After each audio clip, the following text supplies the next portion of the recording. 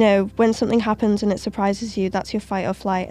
It literally just felt like I was going to rant to my best friend. The process of actually studying for my GCSEs was really, really difficult. Mm-hmm. I wanted to ask about that actually, because at school, in particular college, what did they do for you, if anything?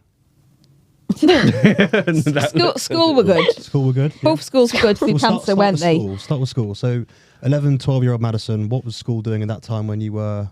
Yeah, well, there was not much to do for an 11-year-old, but, I really adored my teachers in that form, and they were so kind, and, you weren't really supposed to be inside during lunch. That's what. But they would let me stay inside in the classroom on my own and just put anything on the monitor, anything that I needed, really. They had a little cue for this as well. If she went like that to them, or like that, they knew. Yeah, if she did that, they'd take her off to a little. Yeah, and it was so good. It was similar in secondary school. So there's this. It's called like a hub, and it's where you'd go and they'd have people to speak to about stuff, and it was more so during GCSEs, and I had sort of like a card that I could give to my teachers if I just needed time out. How did you find your exams? Terrible. Really? She smashed them, Mum. Yes, really? I did really well on them. You're very smart. Thank you. I get that a lot. No, I loved, I'm a huge on science, huge on drama, all that stuff. The process of actually studying for my GCSEs was really, really difficult because I would just never go out. No. Ever. I even stopped going to dance pretty much. So hard on herself. Which is sort of a reflex for me and something I hope to come out of. But I was so hard on myself that I had to, do all this revising weeks before my exams. I actually went on a school trip to Iceland, not the shop, a week before my biology exam, and I remember getting home and I had a panic attack because I thought, I'm not prepared. There's a week and I've just gone on holiday and I shouldn't have done that. But I just constantly on the kitchen table with my head down, music in, writing away, which it benefited me because I did really well. Yeah. But I wish I went about it differently. But yeah, and to this day I do my own little notes on science, but that's just me. Well, I just wanted to ask about, so school was okay in terms of the sort of the care that they put in for Madison. What would you say about college? Because you laughed then. College was a different story. The care wasn't there. They made it worse. No, not all of them. She hated the person that... Sorry, Jamie, if you see in this. college. Not Jamie. Yeah. But the person that she used to go to in the hub, she absolutely hated her. Okay. She'd come home every day like fuming that she'd had to go and see her. No, it wasn't... I'm never going to see her again. Hopefully she's watching. No, I'm never going to... Sorry, Georgie, if you're watching. Were there things in place for Madison to go to if she needed it? Yeah, no, there was. There were? Okay. They had... Yeah. Work. No, it was kind of like counselling. It wasn't so much therapy. It was someone you could go and talk to. But it literally just felt like I was going to rant to my best friend at that point. I was like, this isn't really helping me. And we had personal tutor sessions every Tuesday morning.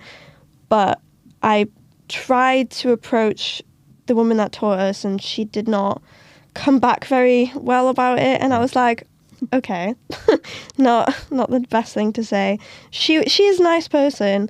She just didn't really cater well. Okay, if that makes sense. I don't want to. If I'm in charge and I put you in charge of the schools, what would you do differently to the schools now?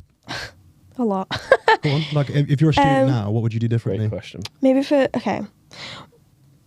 I think I'm correct in saying that my personal tutor was a primary school teacher. So I think if you were to get a personal tutor for kids, 18 to 20 something years old, you should really have someone who's more experienced in people that's more hormonal than anything, because it's different to primary school kids who sort of don't understand why they're crying, like they're kids, they don't know why they're angry, they don't know why they're crying. But with teenagers that are hormonal, and so many people my age, people your age nowadays struggle with mental health, it's such a different contrast of how to handle it. I just think they should hire people with experience with, you know, older people or experience actually in that sort of psychiatric mental health department rather than, you know, someone just from primary school. Just don't think it's the... I was about to say. Yeah, Gwen. Do you feel like that's why it clicked with Gwen when you met her? Because she completely understood Yeah. your side. Me and Gwen were just on the same wavelength. I don't know. It's like you guys. You've Yeah. been through it. It should be somebody that's been through it. You can't help somebody go through something if you've never been through it yourself. Completely agree. Yeah. You don't understand it. Because you don't understand like the depths of it. Yeah. You and what can... it truly feels. Yeah. You can I mean, sit and listen. I've but- got friends with children that suffer with anxiety, and they're like, "Oh, get a grip, do this, do that," and I'm like, "No, Yeah. no, there's something wrong. You need to. No, she's just being a drama queen." I'm like, no, No, she's not. really not. No. You don't understand. You're not being through it yourself. So I'm quite lucky to have been through it, so because I Yeah. can Yeah. like sympathise with Madison. And Yeah. you can understand why she's doing certain actions as well. Yeah. and It's But so interesting. again, though, with Anxend, I understand it a lot more. Yeah. It's a lot about the scientific side of it. Like I learned a lot about the difference adrenaline, how adrenaline comes through, and the difference between someone who just gets, you know, the normal human reaction to anxiety. And it was sort of like some sort of metaphor in a way. Gwen said that for somebody to, you know, experience the anxiety emotion, it's like a volcano and it just builds up. But for someone who has anxiety disorder, it's constantly on a bubble just waiting to explode. I loved learning about the scientific side of it. It's my That's favourite such a part, to be metaphor honest. for it. Yeah, she had a lot of them, honestly. Yeah. I loved it. Can we talk through what Gwen teaches you and runs you through on your side of things, and then I want to come to Mum afterwards. Yeah, 'Cause it was a lot. Sorry, can I just clarify as well? My college tutors aren't horrible. They were really nice. Like, my actual tutors were really, really helpful, and the tutor that I've had the past year wouldn't be where I am without him. So in case they see this, sorry. Yeah, disclaimer, I don't hate you. Yeah, so there was different stages to the program. I can't even remember how many now. 3, 4? So the first stage was very much getting to know me, getting to know her, getting to know the program. And then it kind of led on to the scientific side of things, like frontal cortex and all these metaphors about how my brain works and the difference between someone who experiences an anxious emotion and someone with an anxiety disorder, how adrenaline works. And a lot of it was also about fight or flight. So I learned that anxiety actually comes from, it's a trigger from fight or flight in situations, not just like seeing a bear in a forest. You know, when something happens and it surprises you, that's your fight or flight, and that's where your anxiety comes from. And then it was her learning more about my anxiety, how it stems, what it stems from, what that stems into, which then led on to coming out of a comfort zone. Because, like you said, I was constantly in my room because I was too scared to leave it. And if I'd, you know, even if I wanted to, I was too scared because I thought, well, there's going to be too many people. I'm going to panic. And I just assumed all these things about me, really. Didn't even give myself a chance. But it was, she set a challenge. Well, we set a challenge every week, really. So I had a bad habit in college. I would get overstimulated in class a lot because, you know, we're all performing arts students, it's dramatic. So I'd get very overstimulated and I would run to the toilet and calm down. So it was all these different stages of coming out of my comfort zone, and then in the end it was not running to the toilet anymore, and how I can sort of control myself and stop that overwhelming and overstimulation, and how I can just, you know, keep my calming levels at bay. It was a whole thing. And then it was signing off, really, just comparing. From your point of view, what was it you learned? Um, And who were you working with on Karen. course? Lovely Karen. I Yeah. miss her. I miss Gwen. Yeah. But it was, like she said, the bedroom thing. Even if she came out of the bedroom, she'd have a conversation with us. We wouldn't say anything, but she'd storm off. Yeah. And we wouldn't see her for hours on end. And we're like, what have we done? What have we done?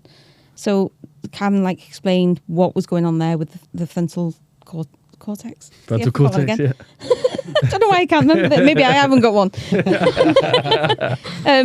But yeah, it was just that, and like, I don't know, like 2 weeks after sessions with Gwen, she'd come down, something would happen like, oh, Madison, you haven't done this or you haven't done that.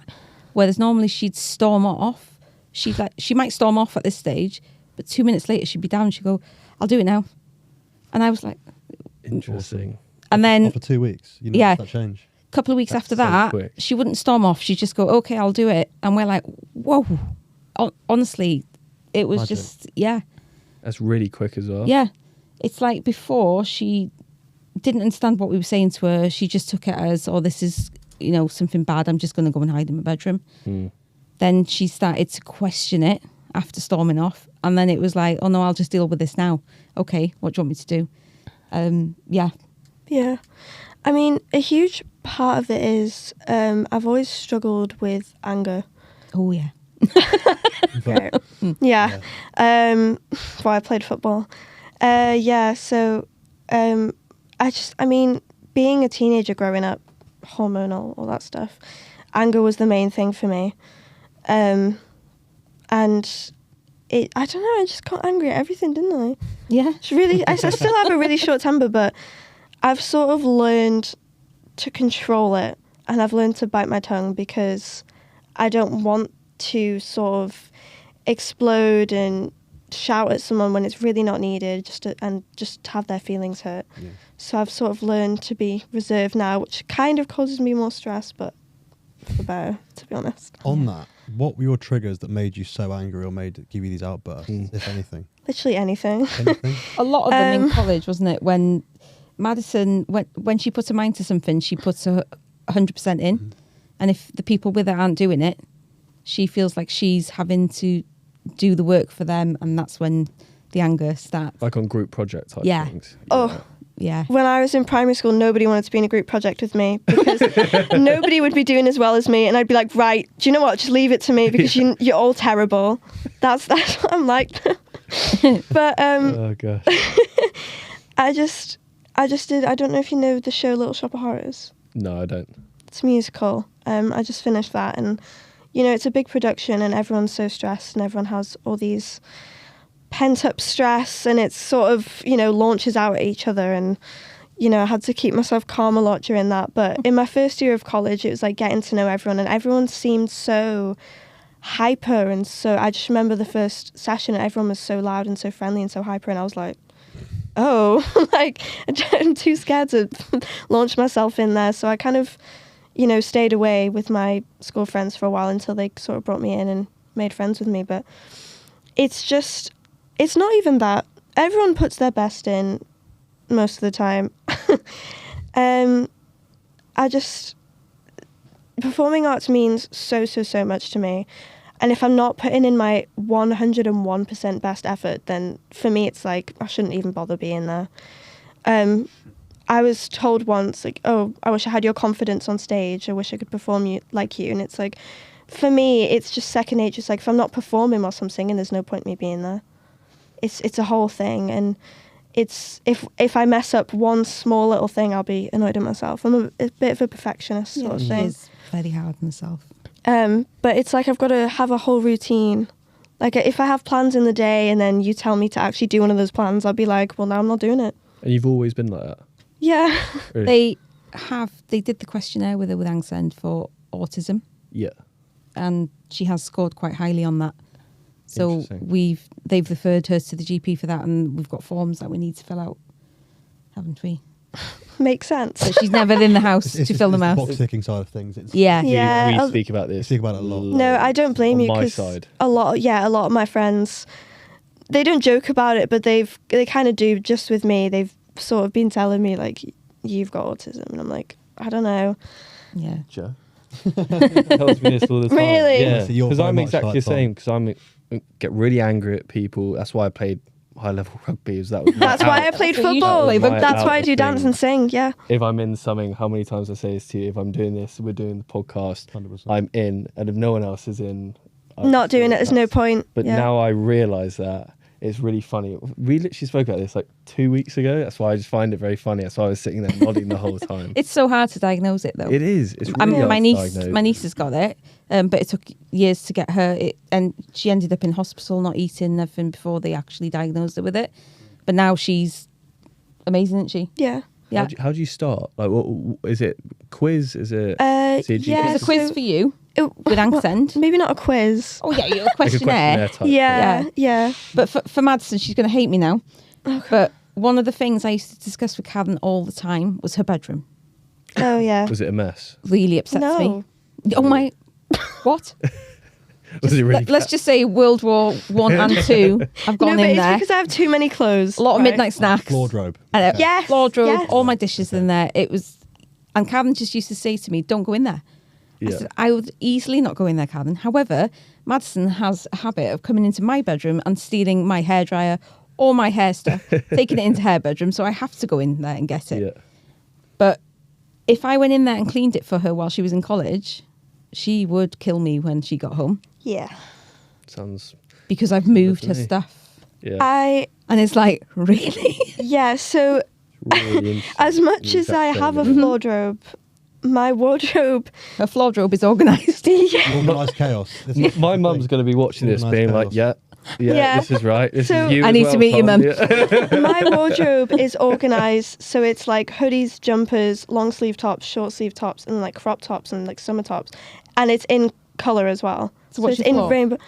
Mine's not like that. It's waiting to be organized. And I'm the same. also like a huge person on like Marvel and stuff. So I've got a lot of collectibles. And I very much, yeah. I very much notice it's really bad when I clean my room because I'll take about 5 minutes to inch them the right way. So I'll notice if somebody's moved it slightly and I'll be like, someone's been in my room and touched my stuff.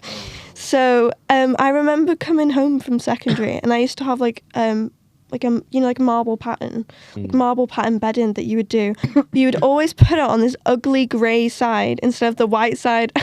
And every time I came home, I'd see it and go, ugh. I'd flip it all the way back around and redo my entire bed. Yeah, thanks for making my bed, Mum.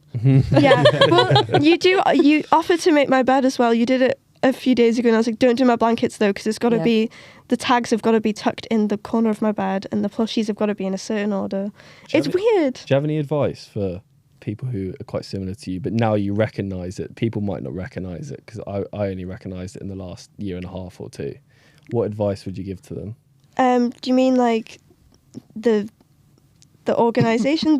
Just the overall, like getting angry when people are doing things, people in your room having that sort of like messy side. Like what would you say to them? What's been your way of kind of dealing with it so far? Well, for me, it was always a huge thing. It's like, why am I like this? I really didn't understand. All my friends would get angry at me and I'm like, I don't know why I did it. Like, I'm sorry. I'd always apologise for bursting out. But I'd never understand why I was like that. I always just, shook it off as, genetics. But, it started becoming more and more of a thing. And then when I noticed that I had this sort of OCD going on with my room despite it being messy, and like then my friends started telling me about do you think you have autism? I was like, do you know what, I don't actually understand what's wrong with me, and I just thought there's no harm in trying to find out, because that's what I was like starting Anxend as well. When you told me about it, I was like, anything is worth a try at this point. Yeah, just because if you think if you're uncertain about yourself and it's upsetting you, because I know it upset me a lot that I didn't know what was going on with me. There's just no harm in trying something, anything, because for me, knowing what there's nothing wrong with people, do you know what I mean? But for me, knowing what was going on is so much comfort, because then I understand it and then I start to learn how to control it. So. Hey guys, Tom here. We hope you enjoyed part 2. If you do enjoy these videos, please like and subscribe to the channel. It helps us massively. Here's a bit of what you can expect to see in part 3. hypersensitivity is like one of the main symptoms. Yeah, I would feel so bad. It was just a whole thing of I just needed to know what's happening. I think you're Be welcome. very proud. Been good chat. I am.